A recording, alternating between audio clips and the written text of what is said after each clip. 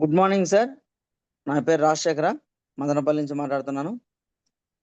ఈ కంపెనీ పేరు కేవా కైపో ఇండస్ట్రీ. ఈ కంపెనీలో మనము 4G అనలైజర్ మిషన్, మన బాడీకి సంబంధించినటువంటి అన్ని ఆర్గాన్స్ను చెకప్ చేసుకునేది 4G అనలైజర్ మిషన్లో అనలైజ్ చేసుకొని మనం ప్రోడక్ట్ రెఫర్ చేస్తా ఉన్నాం. సో ఇందు భాగంగా మనము పార్ట్ 1, పార్ట్ 2 2 సెషన్లు జరిగినాయి. ఈరోజు వచ్చి పార్ట్ 3 బోన్ డిసీజ్ దగ్గర నుంచి ఈరోజు స్టార్ట్ చేస్తాం. సో ఈ సెషన్ గురించి అద్భుతంగా చెప్పడానికి మన ముందున్నారు great leader, coming soon director doctor Revanth sir from Tirupati. నమస్తే, continue sir. Okay, sir. Okay, good morning to all Keva family. మరి ఈరోజు పార్ట్ 3గా మనము ఈ 4G quantum magnetic resonance analyser ద్వారా కొన్ని తెలుసుకోబోతున్నాం. అది నిన్నటి దాకా మనము ఏదైతే ఉందో బ్రెయిన్ నర్వ్ సంబంధించి లాస్ట్ మెమరీ ఇండెక్స్ దాకా మనం చూసుకున్నాం. మరి ఈరోజు ముఖ్యంగా bone disease analysis report card నుంచి మనం చూద్దామండి. ఓకే, ఈ బోన్ డిజీజ్, అసలు బోన్ డిజీజ్ అంటే ఏంటి అనేది చూసుకుందాం. బోన్ అంటే ఏంటి? ఎముక వ్యాధి లేదా అస్థి వ్యాధులు అని అంటారు ఇంకా తెలుగులో చెప్పాలంటే. అలాగే ఆస్టియోపొరాసిస్ అంటారు, అంటే బోలు ఎముకల వ్యాధి. ఇది ఎముకల బలహీనతకు సంబంధించినటువంటి వ్యాధి. అంటే సార్ కింద యాడ్ మాత్రం ఉంది కదా, దాని పక్కగా దుబ్బితే వెళ్ళిపోతుందా? Okay sir, clear sir. Clear sir, ఇప్పుడు క్లియర్ సార్. ఎముకల్లో తేనెగూడు లాంటి ఖాళీలు పెరుగుతూ ఆ సాంద్రత తగ్గి ఎముకలు సున్నితంగా మారుతాయండి. అంటే ఈ యొక్క ఎముకలు సన్నపడటం, రైట్, ఆ ఎముకల పగుళ్ళు, అంటే బోన్ క్యాన్సర్స్, ఎముకల్లో క్యాన్సర్ సంభవించడం, అలాగే బోన్ ఇన్ఫెక్షన్లు అంటారు, ఆస్టియోమైలైటిస్, అంటే ఎముకలకు బ్యాక్టీరియల్ ఇన్ఫెక్షన్ కలగడం, లేదా లిగ్మెంట్ లేదా జాయింట్ వ్యాధులు, ఇలా అన్ని మనం చూస్తున్నాం. అంటే ఆ లక్షణాలు ఎలా ఉంటాయంటే ఎముకలు బాగా నొప్పిగా ఉంటుంది, కదలికలు చాలా తక్కువ ఉంటాయి, బరువు తగ్గిపోతారు, అలసట, ఈ ఎముకలు దెబ్బతినడం ద్వారా పగుళ్ళు చూసారా. అంటే దీనికి నివారణ మనకి ఏంటి అని అంటే మన దగ్గర అద్భుతంగా ఉన్నాయి సప్లిమెంట్స్, విటమిన్ డి, కాల్షియం సమృద్ధిగా తీసుకోవడం. కాబట్టి ఈ బోన్ డిజీజెస్ లో మళ్ళీ ఈ టెస్టింగ్ ఐటెంలో ఒక 4 రకాలు మనం చూస్తూ ఉన్నాం, రైట్. ఫస్ట్ది లంబార్ ఫైబర్ ప్రోట్రూడింగ్ డైమెన్షన్. ఏంటి ఈ లంబార్ ఫైబర్ ప్రోట్రూడింగ్ డైమెన్షన్ అంటే ఈ యొక్క లంబార్ డిస్క్ ఏదైతే ఉందో, లేదా లంబార్ మజిల్ ఫైబర్ సైజ్ అని చెప్పచ్చు, ఆ డిస్క్ ప్రోట్రూజన్ అని చెప్పచ్చు. అంటే మనం సింపుల్ గా మనం చెప్పాలి అని అంటే ఆ యొక్క కొలత. సో మనం చూస్తూ ఉంటాం డిస్క్ బల్జింగ్ అని కానీ, అలాగే డిస్క్ డీజనరేట్ అని కానీ మనం ఎక్కువ చూస్తూ ఉంటాం, రైట్.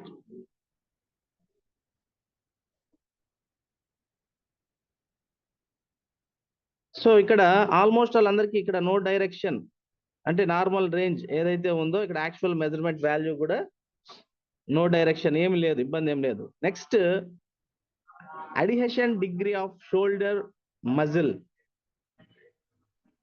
అంటే ఇది ఫ్రోజన్ షోల్డర్ అండి.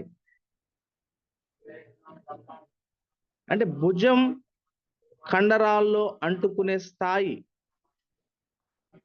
దీని కారణంగా నొప్పి, అలాగే ఆ కదలిక తక్కువ అవ్వడం, ఆకలి తగ్గడం వంటి లక్షణాలు మనకి కనిపిస్తూ ఉంటాయి. రైట్. అంటే షోల్డర్ మజిల్ అడ్హెషన్ డిగ్రీ అంటే భుజం కండరాల్లో అంటుకునే స్థాయి. నెక్స్ట్ లింబ్ సర్క్యులేషన్ లిమిట్ అన్నారు. అంటే లింబ్స్ అంటే ఏంటి? చేతులు. చేతుల్లో రక్త ప్రసరణ, ఆ సర్క్యులేషన్ లిమిట్, ఆ పరిమితి, దీన్నే మనం చూస్తుంటాం. ఆ రక్త ప్రవాహం తక్కువ ఉండే స్థితి అంటే చేతుల్లో రక్త ప్రసరణ పరిమితి లేదా ఆ ప్రవాహం తక్కువ. దీనికి గల లక్షణాలు ఏంటి అని అంటే చేతులు కూల్ అయిపోతుంటాయి చల్లగా, లేదా ఆ పట్టుత్వం తగ్గిపోతుంది, నొప్పి వస్తుంటుంది. అలాగే మన స్కిన్ అనేది మారుతుంది. ఇలా చేతుల్లో రక్త ప్రసరణ పరిమితి ఎలా ఉంది అనేది చూసుకునేదే లింబ్ సర్క్యులేషన్ లిమిట్. అలాగే ఇక ఏజ్ ఆఫ్ లిగమెంట్. ఈ ఏజ్ ఆఫ్ లిగమెంట్ అంటే లిగమెంట్ వయస్సు. మామూలుగా ఇది వైద్యపరంగా ఈ పదం వాడరు, కానీ అంటే వయస్సు పెరిగే కొద్దీ లిగమెంట్ లో వచ్చే మార్పులు లేదా బలహీనతల్ని సూచిస్తూ ఉంటుంది.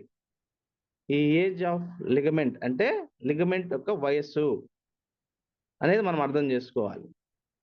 నెక్స్ట్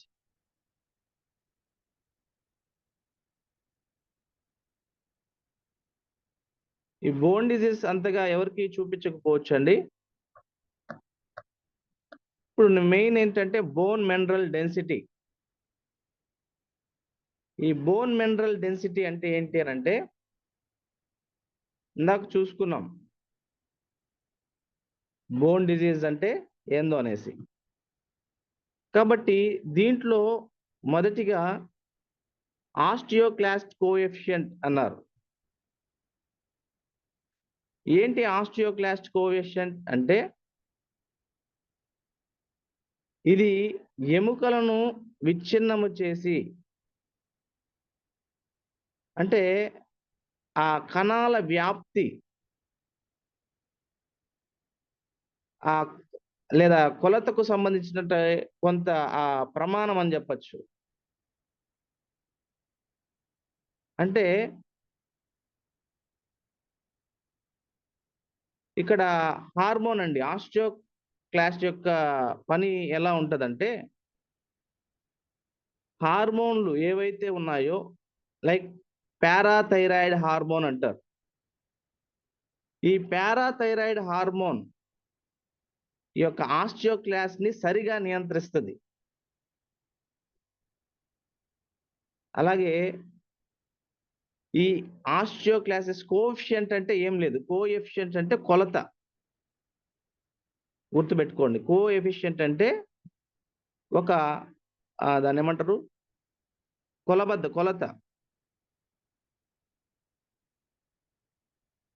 అయితే ఇది ఎముక ఆరోగ్య సంబంధ వ్యాధుల్ని గురించి మనకి తెలుపుతుంది.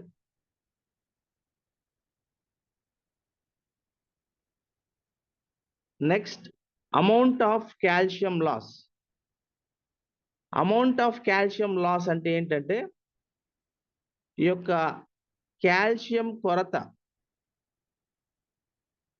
శరీరంలో కాల్షియం యొక్క మోతాదు తగ్గడం అంటే ఎముకల నుండి లేదా మూత్రం ద్వారా లేదా ఇతర మార్గాల ద్వారా కాల్షియం మనకి నష్టమవుతూ ఉంటుంది. సో కాల్షియం నష్టం ఎక్కువగా ఉంటే రక్తంలో కాల్షియం స్థాయిలు తగ్గి శరీరంలో ముందుగానే మనకి ఆ బలహీనత, వీక్నెస్ అలాగే ఎముకల సమస్యలు కనిపిస్తాయండి. మామూలుగా ఆ వయస్సు పైబడే కొద్దికి ఈ కాల్షియం గాని లేదంటే పోషక లోపం గావచ్చు, ఈ హార్మోన్ మార్పులు వీటి వల్ల ఇటువంటి సమస్యల వల్ల కాల్షియం నష్టం అనేది ఉంటుంది. దీనికి లక్షణాలు ఏంటి అనంటే కండరాలు తిమ్మిరి, అలాగే ఎముకలు సన్నబడటం, మన దంతాలు బలహీనపడటం, అలసట, నిద్రలేమి, ఇలా కొన్ని లక్షణాలు మనం చూడొచ్చు. అంటే శరీరం నుండి కాల్షియం నష్ట పరిమాణం ఎక్కువైతే ఎముకలు బలహీనపడతాయి. కాబట్టి కాల్షియం నష్టం తగ్గించేందుకు సరైనటువంటి ఆహారము, ఆ ఫుడ్ సప్లిమెంట్ మనకు అవసరం. సో నెక్స్ట్ ఇక్కడ డిగ్రీ ఆఫ్ బోన్ హైపర్ప్లాసియా అంటే ఎముక అధిక వృద్ధి స్థాయి అని చెప్పచ్చు, లేదా ఎముక పెరుగుదల యొక్క మోతాదు. డిగ్రీ ఆఫ్ బోన్ హైపర్ప్లాసియా అంటే ఎముక పెరుగుదల అంటారు చూసారా, దాని యొక్క మోతాదుని తెలిపేదన్నమాట.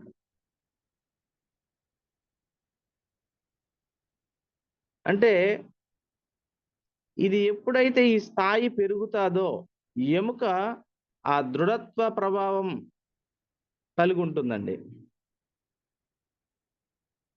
అంటే ఇక్కడ మనం చూసినట్లయితే ఎముక హైపర్ప్లాసియా ఎక్కువగా ఉంటే ఎముక దృఢత్వంగా, ఆకారం మారడం, లేదా ఈ జాయింట్ సరిగ్గా పనిచేయకపోవడం వంటి సమస్యలు తలెత్తొచ్చు. రైట్. ఇకపోతే నెక్స్ట్ డిగ్రీ ఆఫ్ ఆస్టియోపొరాసిస్ అంటే డిగ్రీ ఆఫ్ ఆస్టియోపొరాసిస్ అంటే ఎముకలు ఎంత స్థాయిలో బలహీనపడినా వాటి సాంద్రత ఎంత మేరకు తగ్గిందో కొలిచే ప్రమాణం.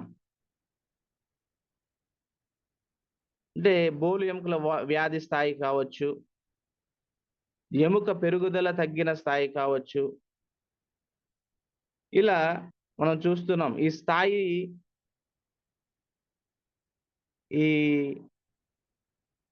ఈ స్థాయి అనేది ఎక్కువైతే ఎముకలు సన్నబడతాయి, అలాగే విరిగే ఛాన్సులు కూడా ఉన్నాయి, గమనించాలి. అంటే ఈ యొక్క బోన్స్ ఎముకలు పెల్చుబారడం అంటారు చూసారా, సో దానివల్ల మనకి ఇటువంటి ప్రమాదాలు ఉంటూ ఉన్నాయి. ఈ ఎముకల బలహీనతకు తగ్గించడానికి మనకి main food supplement vitamin D, అలాగే కాల్షియం సప్లిమెంట్. రైట్. మన దగ్గర సోలార్ ఎనర్జీ డ్రాప్స్ అద్భుతంగా వీటికి పనిచేస్తుంది. సో నెక్స్ట్ ఏంటి అని అంటే ఈ bone mineral density. Bone mineral density అనేది మనము ఆల్రెడీ చెప్పుకున్నాం. బోన్ మినరల్ డెన్సిటీ అంటే ఎముకల్లో ఉండే కాల్షియం మరియు ఇతర ఖనిజాల సాంద్రత. అంటే ఎముక ఖనిజ సాంద్రత, బోన్ మినరల్ డెన్సిటీ. కాబట్టి ఈ బిఎండి బోన్ మినరల్ డెన్సిటీ ఎప్పుడైతే తగ్గిపోతుందో ఎముకలు సన్నబడి, పెల్చుబడి, విరిగిపోవడానికి ఆస్కారాలు ఉన్నాయి. రైట్. ఇది బోన్ మినరల్ డెన్సిటీ. ఇకపోతే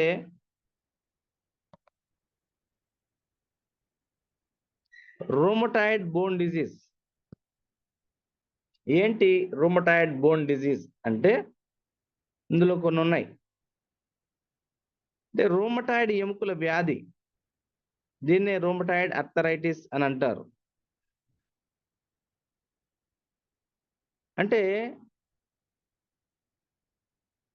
ఇందులో రోగ నిరోధక వ్యవస్థ అనేది మనకు మెయిన్ అండి.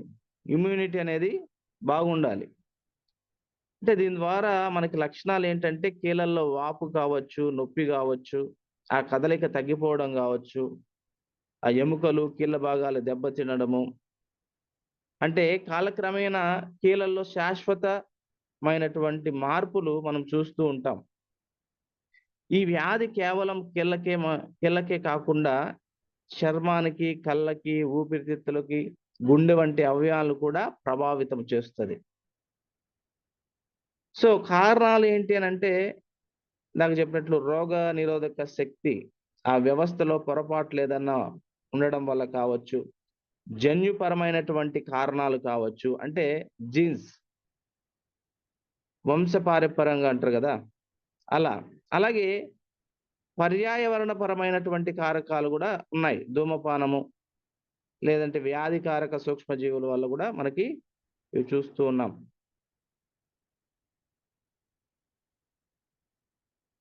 ఇకపోతే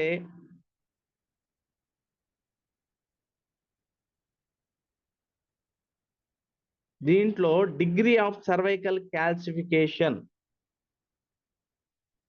ఈ డిగ్రీ ఆఫ్ సర్వైకల్ క్యాల్సిఫికేషన్ అంటే సర్వైకల్ అంటే మెడ అండి. ఇది మెడలో ఉండే సర్వైకల్ ప్రాంతంలో కాల్షియం అనేది మనం చూస్తూ ఉన్నాం. అంటే ఈ సర్వైకల్ క్యాల్సిఫికేషన్ అంటే మెడలో, అంటే మెడ ఎముకలలో కాల్షియం జమ కావడం.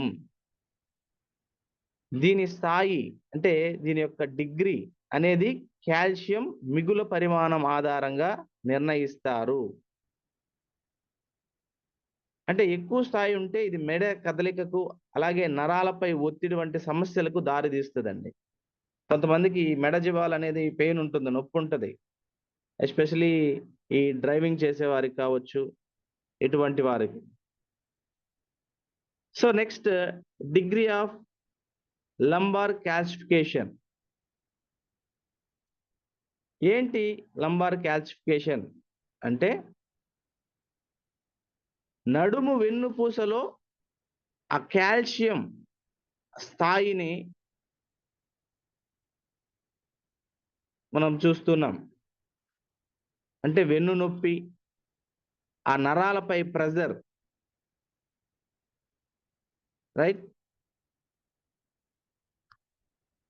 అంటే ఈ లంబర్ ప్రాంతం, ఆ వెన్నుపూసలో జరిగినటువంటి క్యాల్సిఫికేషన్ అంటే ఎముకల మధ్య రబ్బరు వలె ఉండే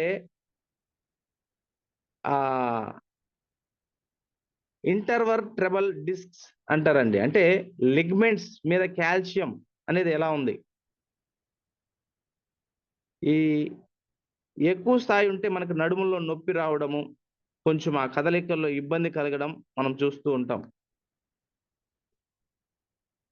కాబట్టి ఇది కూడా ఎక్కువ బ్యాక్ పెయిన్‌తో ఇబ్బంది పడుతూ ఉంటారు. ఎస్పెషల్లీ డ్రైవర్స్, జేసీబీ డ్రైవర్స్ కావచ్చు, కార్ డ్రైవర్స్ కావచ్చు,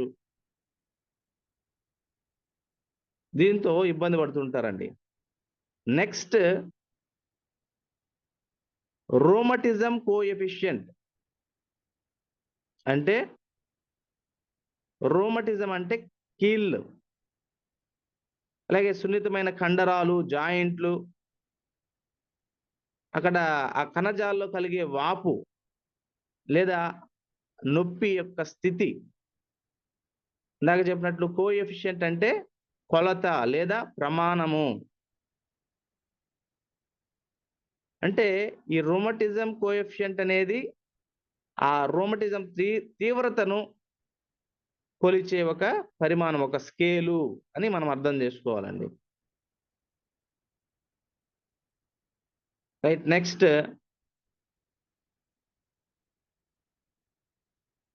బ్లడ్ షుగర్, రక్తంలో చక్కెర.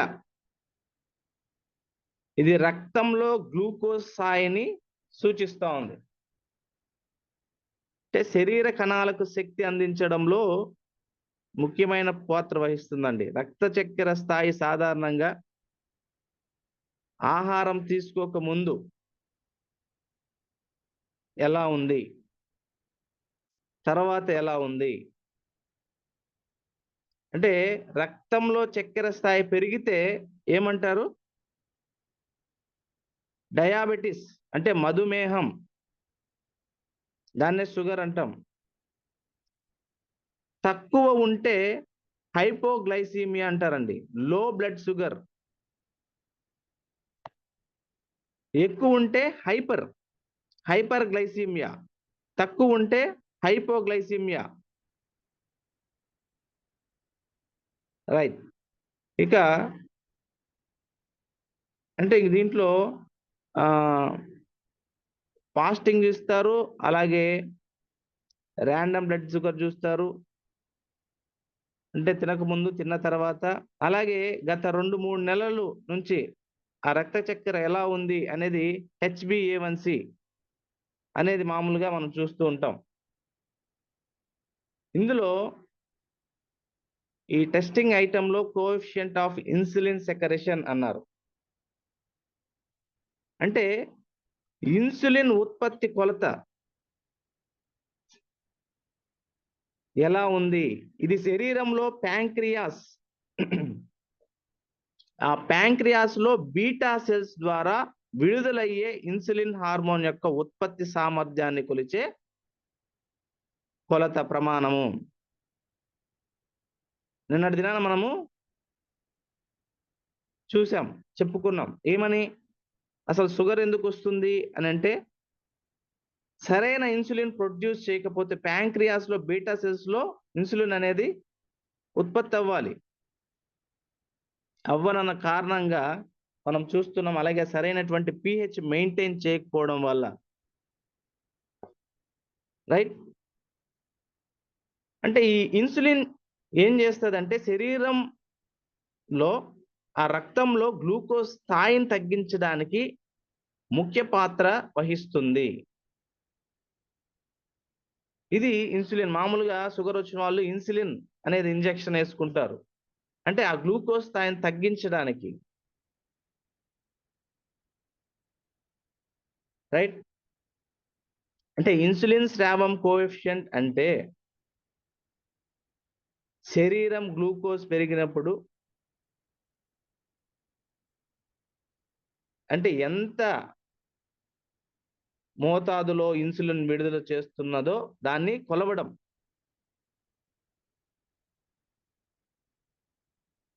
ఇకపోతే ఈ శరీరంలో ఇన్సులిన్ ఉత్పత్తి తగ్గితే రక్తంలో చక్కెర స్థాయిలు పెరుగుతాయి అనేది మనం అర్థం చేసుకోవాలి. ఎప్పుడైతే మన శరీరంలో ఇన్సులిన్ ప్రొడక్షన్, ఆ ఉత్పత్తి తగ్గుతుందో రక్తంలో ఈ యొక్క చక్కెర స్థాయిలు ఆటోమేటిక్గా పెరుగుతాయి. నెక్స్ట్, బ్లడ్ షుగర్ కోఎఫిషియంట్, రక్త చక్కెర కొలత, ఆ ప్రమాణం అంటే రక్తంలోని గ్లూకోజ్ స్థాయిని కొలిచే ఒక సూచిక. అంటే రక్తంలో చక్కెర స్థాయి అనేది శరీర ఆరోగ్యానికి చాలా ముఖ్యమైనదండి. దీన్ని నియంత్రించుకోకపోతే మధుమేహం, షుగర్ అనేది అటాక్ అవుతుంది. అంటే మనం చూస్తున్నాం ఇక్కడ సింపుల్గా రక్త చక్కెర కొలత అనేది రక్తంలోని గ్లూకోజ్ స్థాయిని సూచిస్తుంది. ఇది బ్లడ్ షుగర్ కోఎఫిషియంట్ అంటే. నెక్స్ట్, యూరిన్ షుగర్ కోఎఫిషియంట్ అంటే మూత్రంలో చక్కెర కొలత. మూత్రంలో చక్కెర కొలత మూత్రంలో ఉన్న చక్కెర పరిమాణాన్ని సూచిస్తుంది. అంటే మూత్రంలో గ్లూకోజ్ స్థాయి కొలిచే ప్రమాణము అని మనం ఇక్కడ తెలుసుకోవాలండి. అంటే మూత్రంలో చక్కెర కొలత ఎక్కువైతే షుగర్ ఉండే అవకాశం ఉంది.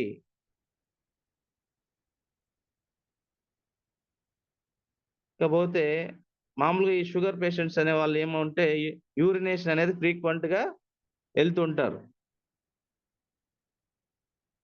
బ్లడ్ షుగర్ తర్వాత బేసిక్ ఫిజికల్ క్వాలిటీ అంటే ఫిజికల్ క్వాలిటీ అంటే దీంట్లో ప్రాథమిక శరీర లక్షణాలు మనం చూడగలిగితే స్ట్రెంగ్త్ లేదా స్టెబిలిటీ, ఆ దృఢత్వం కానీ స్థిరత్వం కావచ్చు.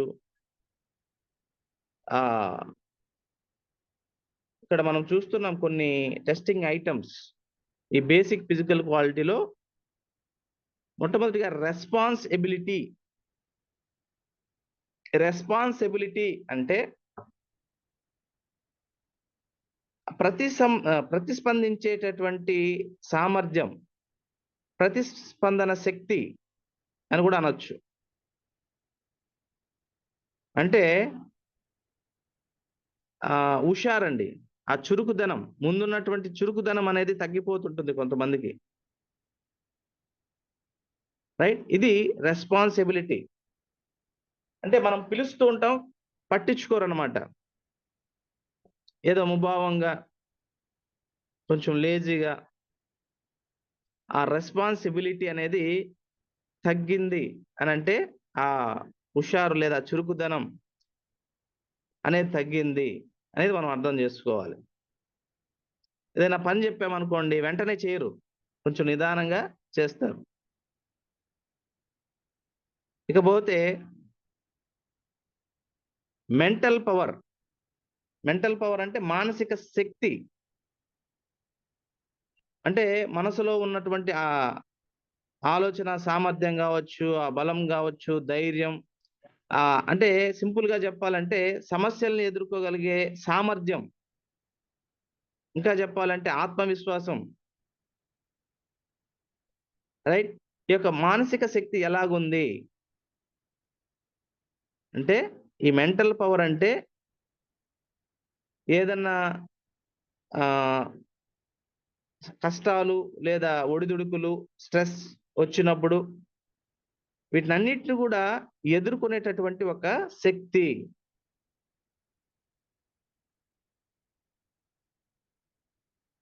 రైట్, దీన్ని మనము సంకల్ప శక్తి అని కూడా అనొచ్చండి.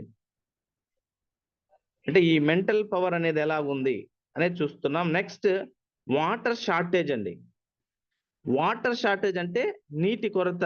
మన బాడీకి సరిపడే నీరును మనం తాగుతున్నామా లేదా. అంటే ప్రతి ఒక్కరు నీళ్ళు ఎలా తాగుతారంటే ప్రాపర్గా నీళ్లు తాగడం కూడా మనకి తెలియట్లేదు. అంటే వాటర్ షార్టేజ్ అంటే నీటి కొరత ఉంది మన శరీరానికి అనేది తెలిపే ఒక టెస్ట్ ఇక్కడ.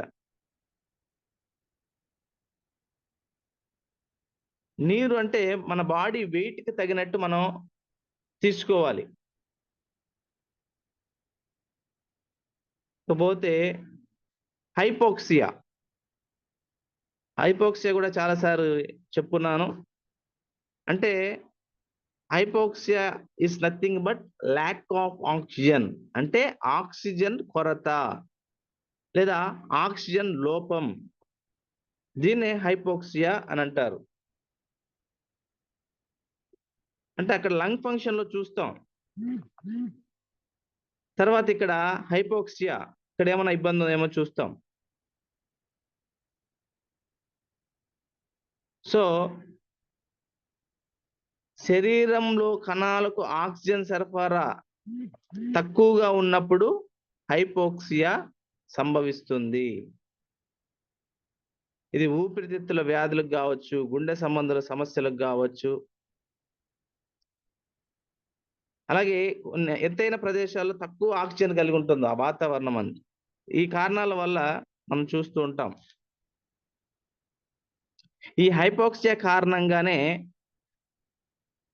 సైనోసిస్, చర్మం నీలి రంగులో మారడం మనం చూస్తూ ఉంటాం.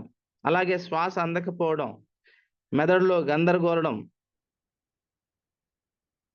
ఇలా దీర్ఘకాలికంగా హైపోక్సియా వల్ల అవయవాలకు నష్టం కలుగుతుంది. కాబట్టి మనకి ఆక్సిజన్ అనేది చాలా అవసరం. బ్రెయిన్‌కి ఆక్సిజన్ అందలేదంటే ఏమవుతది? సో, స్టార్టింగ్ నత్తి రావడం, స్పృహ కోల్పోవడం ఇటువంటివి లక్షణాలు మనం చూడొచ్చు. సో, ఈ ఆక్సిజన్ థెరపీ, వెంటిలేషన్ బాగుండేలాగా మనం చూసుకోవాలండి. ప్రధాన కారణాలు మనం గమనించాలి. సింపుల్‌గా చెప్పాలంటే హైపోక్సియా అనగా శరీర కణాలకు తగినంత ఆక్సిజను అందకపోవడమే. కాబట్టి ఈ హైపోక్సియా నుంచి మనం కొంత మేరకు మనం తెలుసుకొని ఇంతవరకు చాలా మందికి హైపోక్సియా అనే పదం వినుంటారు. బట్ దీని అర్థం సరిగ్గా తెలియక సరైన రీతిలో దాన్ని ఎక్స్‌ప్లనేషన్ చేయగలిగితే బావుంటుంది. రైట్. Next pH. పీహెచ్ అంటే 2 విధాలుగా పీహెచ్‌ని మనం చూడొచ్చండి. మన బాడీ యొక్క పీహెచ్ ఇక్కడ చూస్తే గ్రీన్‌గా ఉండాల్సింది రెడ్‌లో ఉంది. పీహెచ్ ప్రతి ఒక్కరికి ఈ యొక్క పీహెచ్ మెయింటెనెన్స్ అనేది లేకుండా ఉంది. అంటే పీహెచ్ అంటే పొటెన్షియల్ ఆఫ్ హైడ్రోజన్ లేదా పవర్ ఆఫ్ హైడ్రోజన్ అని కూడా అనొచ్చు. ఈ విశ్వం అంతా హైడ్రోజన్ ద్వారా నడుస్తుందండి. ఈ హైడ్రోజన్ అనేది చాలా కీలకం. కాబట్టి మన దగ్గర హైడ్రోజన్ వాటర్ బాటిల్ గురించి అటువంటి ప్రస్తావనలో ఈ యొక్క హైడ్రోజన్ మీద మనము ఆల్రెడీ విన్నాం. సో, మన బాడీలో ఉన్నటువంటి ఆర్గాన్స్ ఏ ఆర్గాన్ ఎంత పీహెచ్‌లో ఉండాలి అనేది కూడా ఇదంతా పెద్ద సబ్జెక్ట్. ఆ పీహెచ్ స్కేల్ ద్వారా ఇందాక చెప్పుకున్నాం మనము. ఆ ప్యాంక్రియాస్ ఉండాల్సినటువంటి పీహెచ్ ఏంటి అనంటే 8 to 8.5 ఆ పీహెచ్‌లో ఉండాలి. రైట్. ఇది basic physical quality. Next human toxin.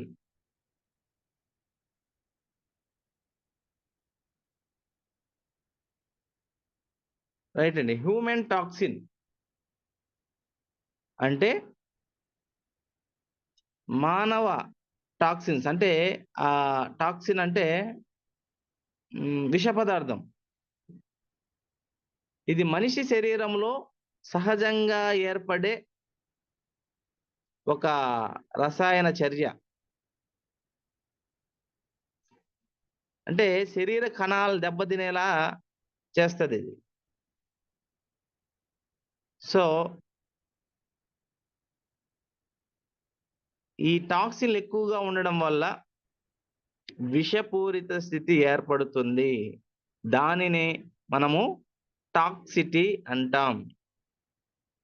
ఈ మానవ విషాలు శరీరానికి హానికరము. ఈ టాక్సిన్‌లు శరీర రుగ్మతలకు దారి తీయవచ్చు. కాబట్టి డిటాక్సిఫికేషన్ అనేది మనం చేసుకోవాలి. మన company ionic food detox machine అనేది కంపెనీ ద్వారా మనం చూస్తున్నాం. ఇది ఎంత రిలీఫ్ ఇస్తుందంటే వాస్తవంగా చాలా అద్భుతంగా పనిచేస్తదండి. ఎవరికి ఎటువంటి టాక్సిన్స్ ఉన్నా మీరు ఒకసారైనా ఈ యొక్క డిటాక్స్ మిషన్ ద్వారా మీ టాక్సిన్స్ అన్ని క్లియర్ చేసుకోవాలని మనవి చేసుకుంటున్నాను. అలాగే ఇక్కడ హెవీ మెటల్ అనేది చూస్తున్నాం. అంటే హెవీ మెటల్స్ లో మళ్ళీ దీని గురించి మళ్ళీ మాట్లాడుకుందామండి. హెవీ మెటల్స్ అంటే ఏంటి? అయితే హెవీ మెటల్ అయితే రెడ్ జోన్ లో చూపిస్తుంది రెడ్ గా. దీని గురించినటువంటి మళ్ళీ మనము చూద్దాం. ఇంకా స్టిమ్యులేటింగ్ బివరేజ్. ఈ స్టిమ్యులేటింగ్ బివరేజ్ అంటే ప్రేరేపిత పానీయములు.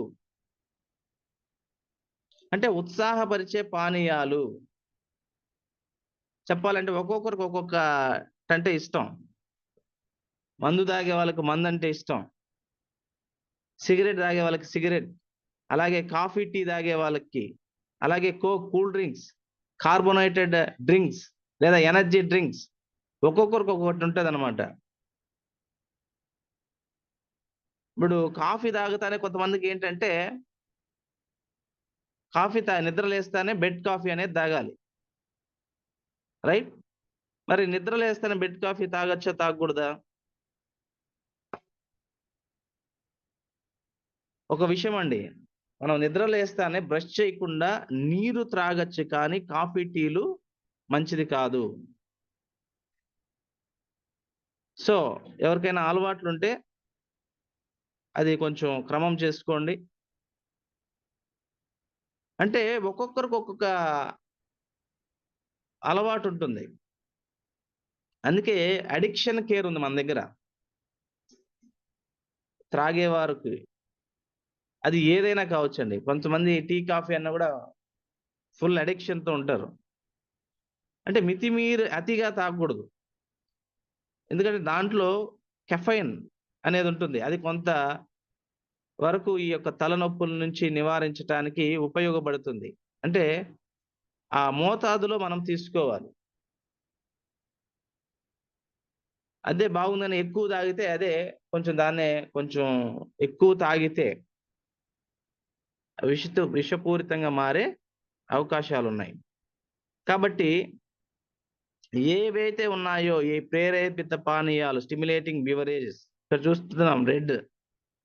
అంటే రెడ్ ఉండగానే ఇది అందరూ ఏదో మందు తాగారని గాదు గానీ, లేదా బయట ఈ కార్బోనేటెడ్ ఫుడ్స్ తినడం, లేదా బేకరీ, లేదా టీ, కాఫీ, కోక్ ఏదో ఒక పరంగా ఈ స్టిమ్యులేట్ బివరేజ్ అనేది బాడీలోకెళ్తోంది. శరీరంలోకి ఎళ్తోంది గనుక ఇక్కడ రెడ్‌లో చూపిస్తోంది. రైట్? గమనించాలి. సో, ఇది ఒక రకంగా మనకేంటంటే గమనించాలి. కొంతమంది ఎనర్జీ డ్రింక్స్ ఇవన్నీ తీసుకుంటూ ఉంటారు. షుగర్ ఉన్నది. అలాగే ఈ షుగర్ సరైన రీతిలో దీన్ని ఆ కేలరీస్ వాటన్నిటి కూడా మనం ఖర్చు పెట్టాలి.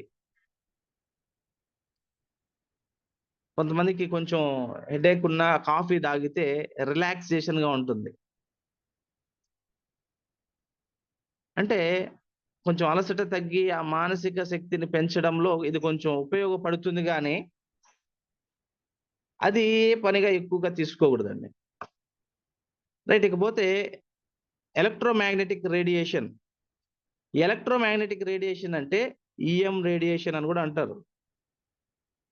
సో, ఇదేంటి అనంటే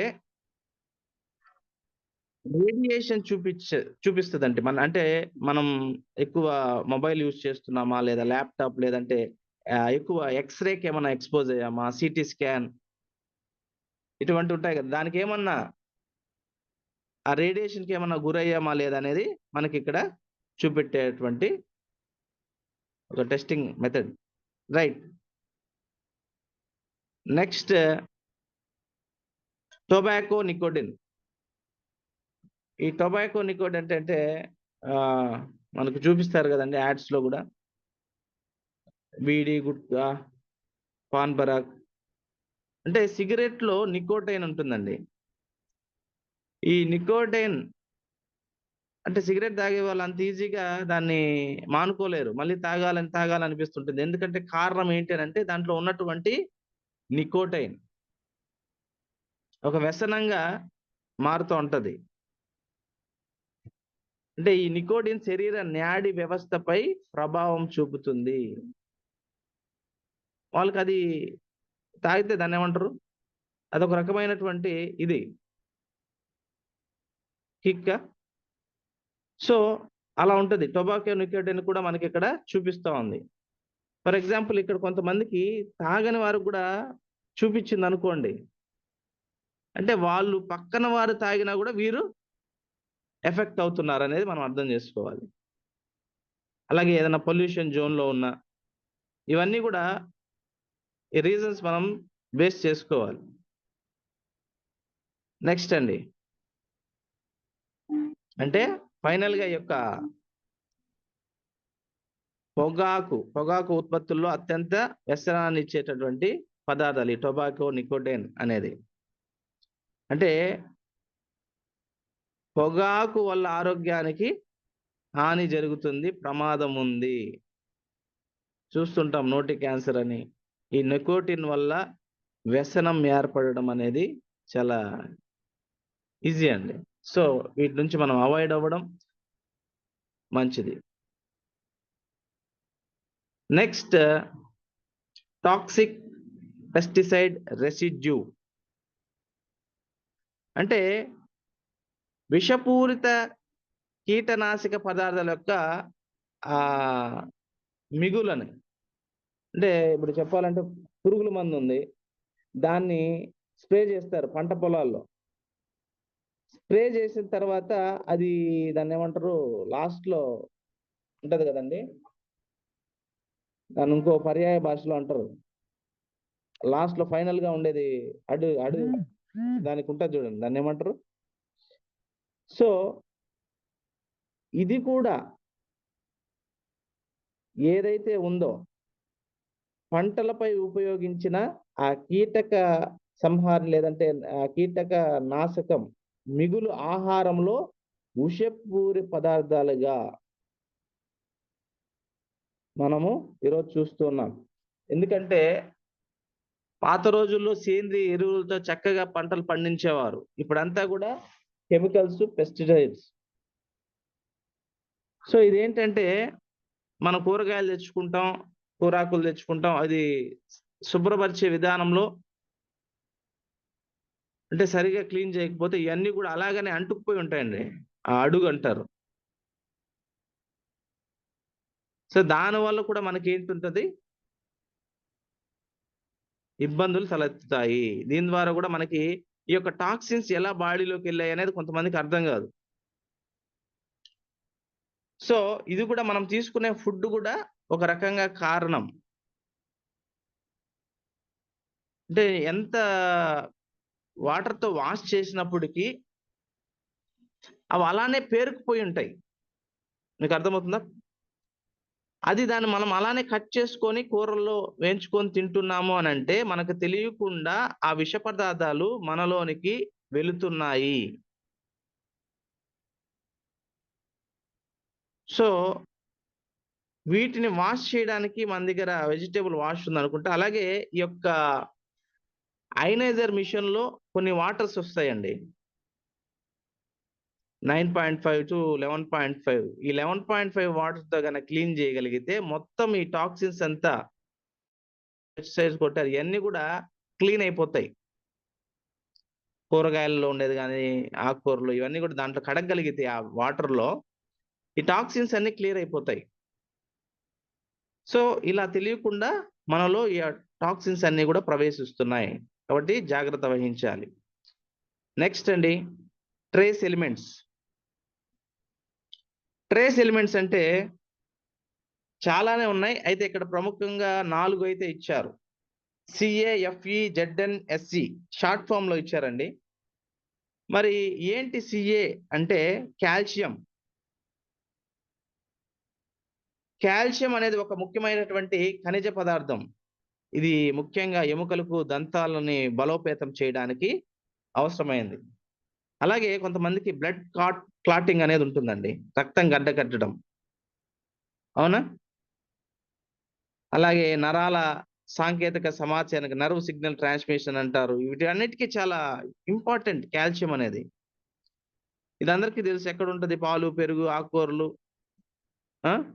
బెల్లం, వీటిలో న్యాచురల్ గా కాల్షియం ఉంటది. నువ్వులు, అలాగే మునగాకు, అవిసాకు, ఇవి రికమెండ్ చేస్తుండాలి. ఎవరికైతే కాల్షియం తగ్గిందో మనము వీటిని రికమెండ్ చేయాలి. తర్వాత మన దగ్గర ఉన్నటువంటి ఫుడ్ సప్లిమెంట్ ఏదైతే ఉందో బోన్ హెల్త్, కాల్షియం, ఇవన్నీ మనం రెఫర్ చేయాలి. Trace elements. నెక్స్ట్ ఎఫ్ఈ అని ఉందండి. ఎఫ్ఈ అంటే ఏం లేదు. ఎఫ్ఈ అంటే ఫెర్రస్. ఫెర్రస్ అంటే మనకి ఐరన్ అండి, లేదా ఉక్కు ఇంకా చెప్పాలంటే. ఇది కూడా చాలా అవసరం. ఐరన్ శరీరంలో ప్రధానంగా రక్తంలో హిమోగ్లోబిన్ రూపంలో ఉంటుంది. ఇది ఆక్సిజన్ రక్తంలో తరలించే పని చేస్తుంది, గమనించాలి.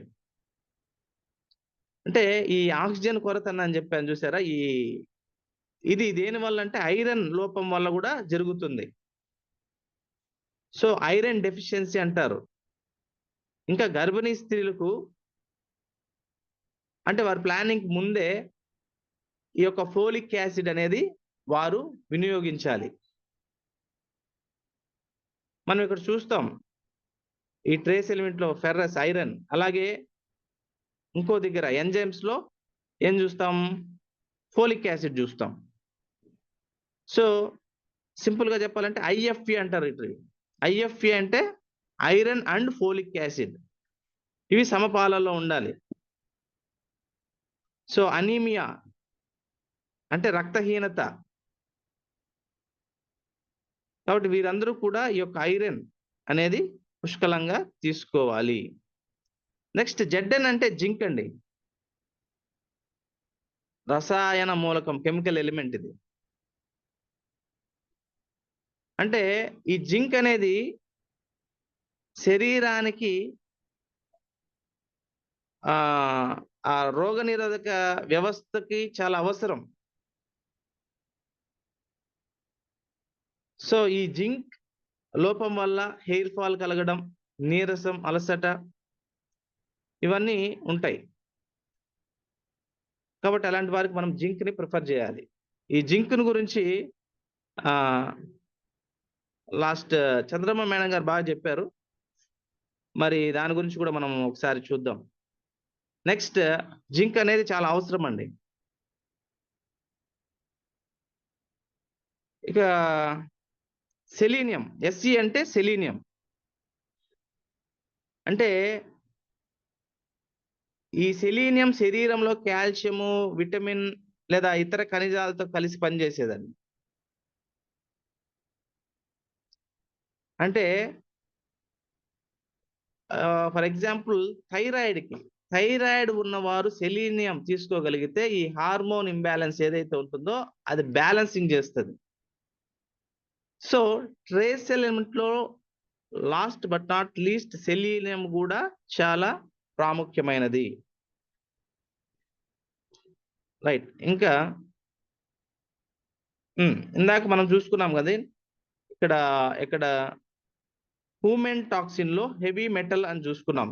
హెవీ మెటల్ రెడ్ చూపిస్తుంది. ఏంటి ఆ హెవీ మెటల్స్? హెవీ మెటల్స్ లో ఇవండి హెవీ మెటల్స్ అంటే లెడ్, ఎల్ఈఏడి అంటారు. అంటే సీసం, తెలుగులో చెప్పాలంటే sesame, cadmium, arsenic, chrome, Mercury. ఒక్కొక్కటిగా బ్రీఫ్ గా మనం చూసుకుందాం. అంటే అధిక సాంద్రత కలిగినటువంటి లోహం. ఇక్కడ ఈ లెడ్ అనేది మామూలుగా బ్యాటరీలకి, అలాగే ఎక్స్రే మిషన్ లో కానీ ఇలా మనం చూస్తూ ఉంటాం. అయితే ఈ హెవీ మెటల్స్ లో లెడ్ మనకి ఎలా ఉంటా ఉంది చూసారా? లెడ్ అనేది ఇక్కడ ఎల్లో బోర్డర్ లైన్ లో చూపిస్తా ఉంది. అలాగే కాడ్మియం అంటే కాడ్మియమే అండి. ఇది నీటిలో కరగదు, కానీ ఆక్సీకరణకు అధిక రియాక్షన్ కలిగి ఉంటుందండి. రైట్. అంటే ఆక్సీకరణకు అధిక రెసిస్టెన్స్, ప్రతిఘటన కలిగి ఉంటుంది. కాబట్టి ఇది కాడ్మియం క్లోరైడ్ అని, కాడ్మియం ఆక్సైడ్ అని, ఇది ఎక్కడ వాడతారంటే తుప్పు పట్టని ఉక్కు తయారీలో ఉపయోగిస్తారు. అలాగే ప్లాస్టిక్ రంగులు, అలాగే గాజు ఉత్పత్తులు చూసారా? ఇప్పట్లో అయితే నికెల్, కాడ్మియం బ్యాటరీలు తగ్గి లిథియం అయాన్ వంటి బ్యాటరీలు వచ్చినాయి. ముందు రోజుల్లో పాత రోజుల్లో చూస్తే నికెల్, కాడ్మియం బ్యాటరీలు చూసాం. ఇప్పుడు అన్ని కూడా లిథియం అయాన్ బ్యాటరీస్ చూస్తున్నాం. అంటే కాడ్మియం విషపూరిత శరీర నరాలు, మూత్రపిండాలు, ఎముకలపై ప్రభావం చూపుతుంది. అలాగే ఆర్సెనిక్. ఈ ఆర్సెనిక్ అనేది సహజంగా లభించే విషపూరిత మూలకం అండి. పంటల్లో కావచ్చు, నీటిలో కావచ్చు, మట్టిలో కావచ్చు. అంటే ఎక్కువగా వాతావరణ కాలుష్యం కూడా కారణమవుతుందండి ఈ ఆర్సెనిక్ అనేది. చాలా ప్రమాదం. పిల్లలకు కావచ్చు, గర్భిణీలకు కావచ్చు, తగిన జాగ్రత్తలు మనం తీసుకోవాలి. అంటే ఈ ఆర్సెనిక్ వల్ల చర్మంలో ముడతలు, ఇది క్యాన్సర్ కూడా కారణమవుతుందండి. ఎలా అంటే నీటి మిశ్రమంలో ఆర్సెనిక్ ఎక్కువైతే క్యాన్సర్స్ వచ్చే ప్రమాదాలున్నాయి. ఈ ఆర్సెనిక్ అనేది నీళ్ళల్లో, మనం తాగే నీరులో ఉంటా ఉంది. మీకు తెలుసా? ఆ వాటర్ మనం చెక్ చేసుకోవాలి. మనం తాగుతున్న నీరు సరైందా కాదా? ఇక్కడ 2 రకాల వాటర్లు మనం చూస్తున్నాం. Good water and bad water. ఇది కాకుండా హెల్తీ వాటర్ అని ఒకటి ఉంది. అది మనం తాగాలి. మరి ఏంటది? అంటే మన దగ్గర మనం చూస్తున్నాం అయనైజర్ వాటర్ లేదా హైడ్రోజన్ వాటర్. అంటే ఈ ఆర్సెనిక్ అంతా మనము ఎక్కువ మోతాదు అంటే ఫిల్టరేషన్ చేసుకోవాలండి. మనకేంటంటే మనకు తెలియకుండా మనం తీసుకునే వాటిలోనే మనకు తెలియకుండా ఈ యొక్క హెవీ మెటల్స్ ఎంటర్ అవుతున్నాయి మన బాడీలో. కాబట్టి దీని నుంచి మనం జాగ్రత్త కలిగి ఉండాలి. Next chrome. క్రోమ్ అంటే లేదా క్రోమియం అని కూడా మనం అనొచ్చండి ఇది. అంటే ఇదొక మెరిసే గట్టి లోహం. ఇది ఇన్సులిన్ చర్యని మెరుగుపరుస్తది. ఇక్కడ ఏంటంటే ఈ స్టెయిన్‌లెస్ స్టీల్స్ ఉంటాయి కదా! ప్లేట్స్ కావచ్చు, ఇవన్నీ స్టెయిన్‌లెస్ స్టీల్ తయారు చేయడంలో ఇది కూడా బ్యాటరీలు కావచ్చు, పంట రసాయనాల్లో ఈ లెటిన్స్ పై పాలిష్ చేసే పని మీద ఇవన్నీ కూడా వాడతారనమాట. So next mercury. మెర్క్యూరీ అంటే తెలుగులో చెప్పాలంటే పాదరసం. ఈ మెర్క్యూరీ కొన్ని ఫేస్ క్రీమ్స్‌లో మనం చూస్తుంటాం. ఆహ్, వాటి పేర్లు చెప్పకూడదు గానీ, ఆ ఫేస్ క్రీమ్స్‌లో బయట దొరికే ఫేస్ క్రీమ్స్‌లో ఈ మెర్క్యూరీ కలుపుతున్నారండి. గమనించాలి. సో పాదరసం విషపూరితంగా ఉంటుంది. అంటే దీర్ఘకాలిక లక్షణాలు ఎలా ఉంటాయంటే నాడీ వ్యవస్థ నష్టం జరుగుతుంది. శరీర టాక్సిటీ, అలాగే మూత్రపిండ హానిని కలిగిస్తది. కాబట్టి ఈ పాదరసం నుంచి గూడా ఇది విషపూరిత లోహం. మీకు గమనించారా? పాత థర్మామీటర్‌లు ఎవరి దగ్గరన్నా ఉన్నాయా? పాత థర్మామీటర్‌లు. ఈ పాత థర్మామీటర్‌లో పాదరసం కలిగి ఉంటాయండి. దీన్నే మెర్క్యూరీ అంటారు. Next amino acid. ఈ అమైనో యాసిడ్ అంటే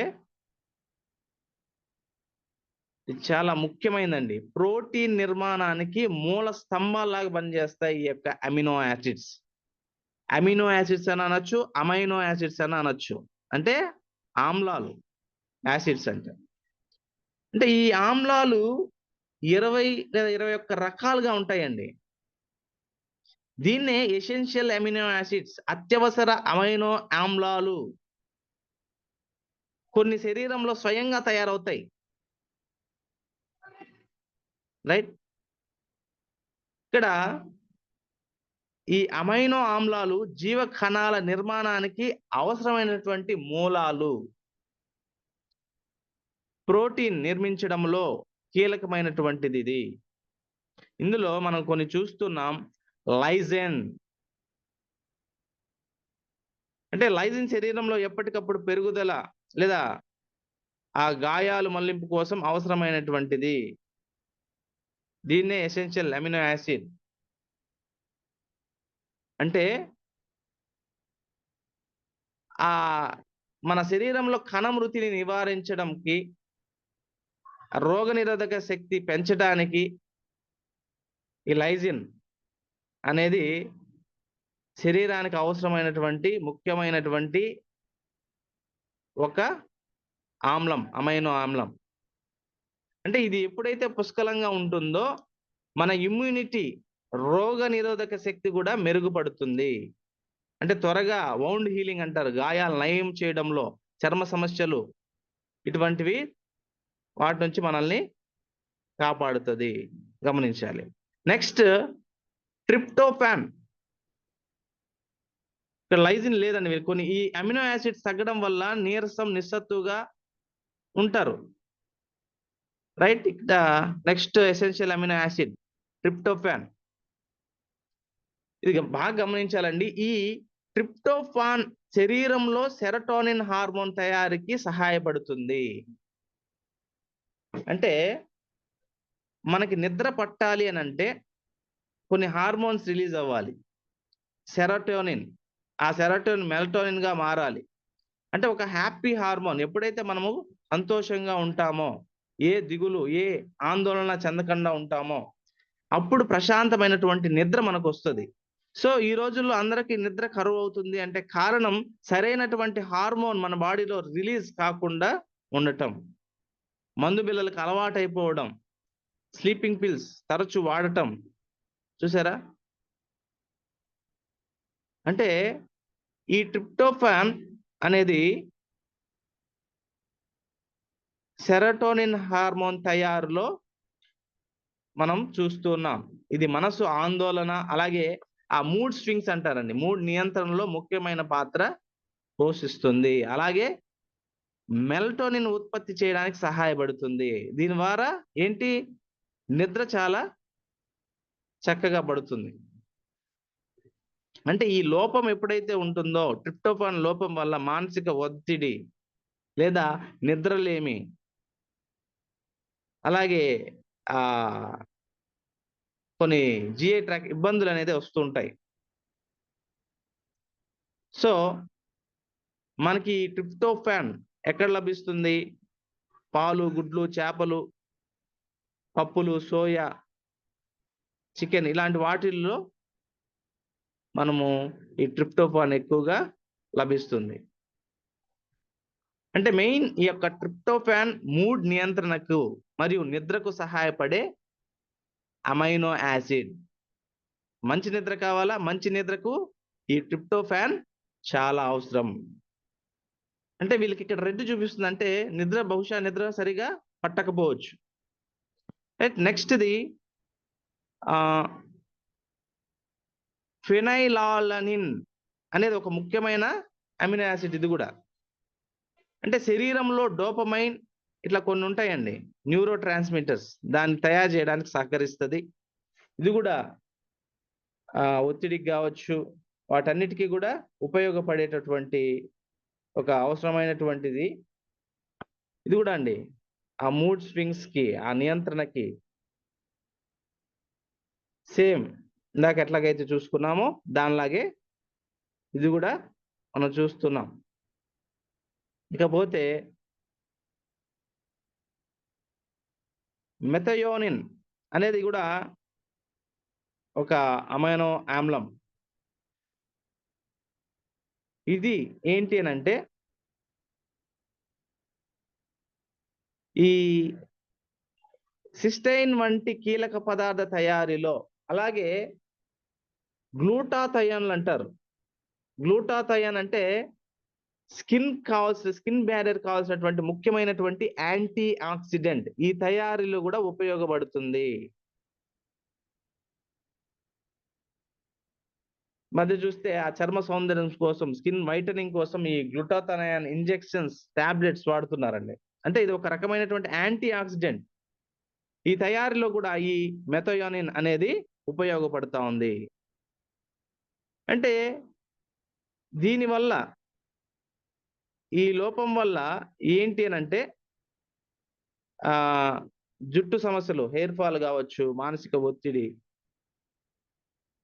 మనం చూస్తున్నాం. అలాగే స్కిన్ సమస్యలు ఇవన్నీ కూడా ఉంటూ ఉన్నాయి.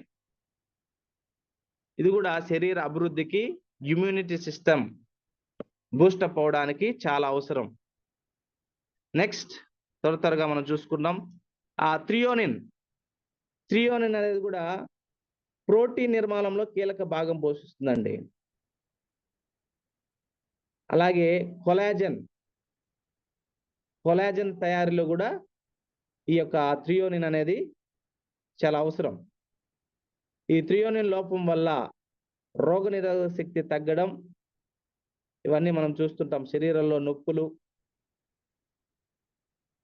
రైట్, ఇది కూడా చర్మానికి, కండరాలకి, అన్నిటికీ ఆరోగ్యానికి మంచిగా మద్దతు ఇస్తుంది. జీర్ణ వ్యవస్థ, జిఐ ట్రాక్ట్ కావచ్చు, ఈ థ్రయోనిక్ అనేది కీలక పాత్ర పోషిస్తుంది. నెక్స్ట్ ఐసోల్యూసైన్. ఇది కూడా రక్తంలో గ్లూకోజ్ స్థాయిల నియంత్రణలో, ఇన్సులిన్ తనకు తాను స్వతంత్ర గ్లూకోజ్ సంహరించడంలో ఉపయోగపడుతుందండి. అలాగే ఈ వౌండ్ హీలింగ్ అంటారు, గాయాలు వేగంగా మానటానికి, అలాగే మానవ శరీర శక్తిని పెంచడానికి, అలసట తగ్గించడానికి ఈ యొక్క ఐసోల్యూసైన్ అనేది చాలా అవసరం. నెక్స్ట్ ల్యూసైన్. ఇది కూడా అండి ప్రోటీన్ నిర్మాణానికి, రక్తంలో గ్లూకోజ్ స్థాయిలకి, కొలాజన్ తయారీకి, ఇట్లా ఇమ్యూనిటీ బూస్టింగ్కి, మన ఎనర్జీగా ఉండటానికి బలోపేతం చేస్తూ ఉన్నాయి ఇవన్నీ కూడా. Next valine.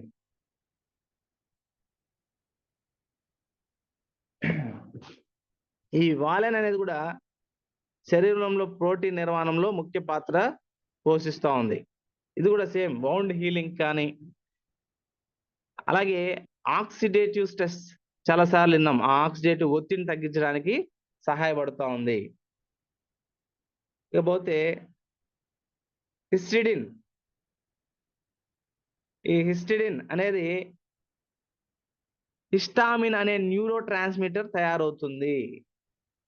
ఇది శరీరంలో ఇమ్యూన్ రెస్పాన్స్, అలాగే పిహెచ్ నియంత్రించడానికి ఇది ముఖ్యంగా ఉపయోగపడుతోంది.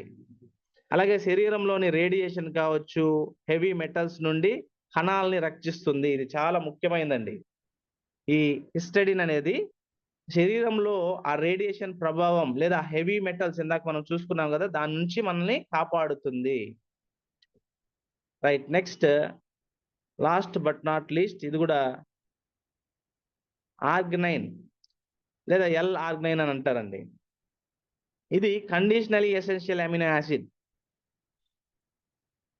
ఇది కూడా శరీరంలో ప్రోటీన్ నిర్మాణంలో కీలక పాత్ర పోషిస్తూ ఈ నైట్రిక్ ఆక్సైడ్ ఉత్పత్తికి ప్రాథమికంగా పనిచేస్తుందండి. ఒక ప్రాథమిక మూలంగా ఉంటుంది. ఈ నైట్రిక్ ఆక్సైడ్ ఉత్పత్తి ద్వారా రక్తనాళాల విస్తరణకు, అంటే వాసోడైలేషన్ అంటారు, ఈ రక్తనాళాల విస్తరణకు ప్రోత్సహించి రక్త ప్రసరణ మెరుగుపరుస్తుంది, బ్లడ్ సర్క్యులేషన్ ని. అలాగే రక్తపోటుని నియంత్రణలో ఉంచుతుంది, ఇమ్యూన్ సిస్టమ్ బాగుంటది, వౌండ్ హీలింగ్ అంటే గాయాలు నయం చేయడానికి, శరీరంలో అమోనియా అనేది ఉంటుందండి, అమోనియాని తొలగించడంలో సహాయపడుతుంది, అంటే విషపూరితమైనటువంటిది తగ్గిస్తుంది. సో ఈ ఆర్గనైన్ అనేది కూడా చాలా ప్రాముఖ్యమైనది. Thank you sir.